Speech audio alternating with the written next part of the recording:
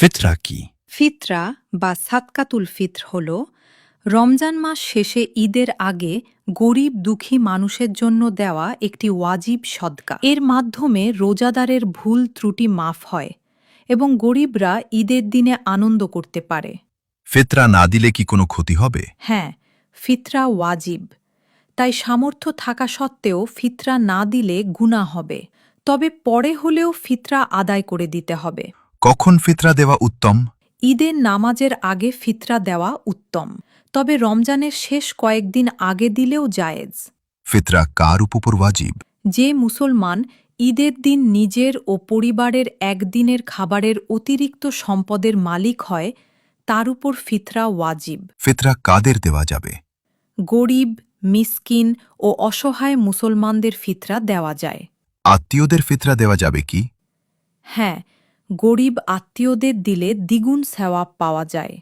ঈদের নামাজের পরে ফিতরা দিলে কি হবে?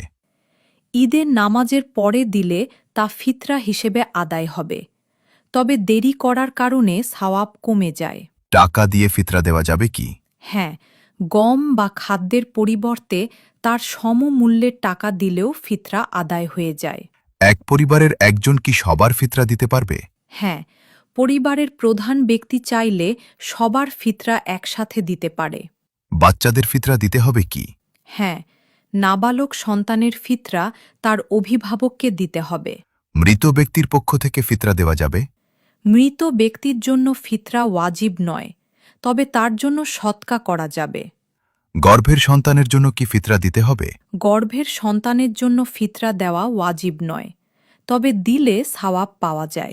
ফিতরা কি একজনকে দেওয়া ভালো নাকি অনেকজনকে? একজন গরিবকে পুরোটা দেওয়া ভালো, তবে কয়েকজন গরিবের মাঝেও ভাগ করে দেওয়া যায়।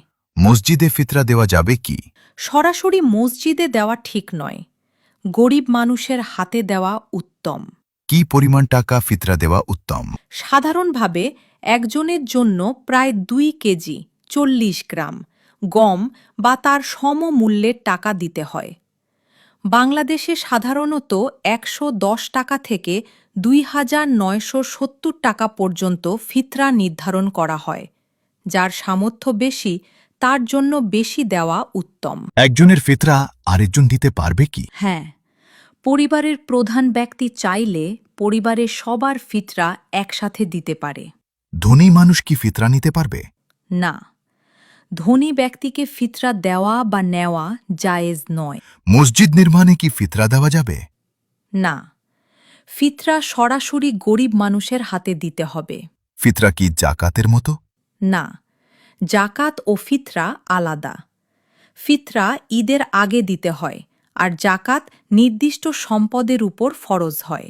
ফিতরা কাদের দেওয়া যাবে না? ধনী ব্যক্তি নিজের মা-বাবা, দাদা-দাদি, সন্তান বা নাতি-নাতনিদের ফিতরা দেওয়া যাবে না।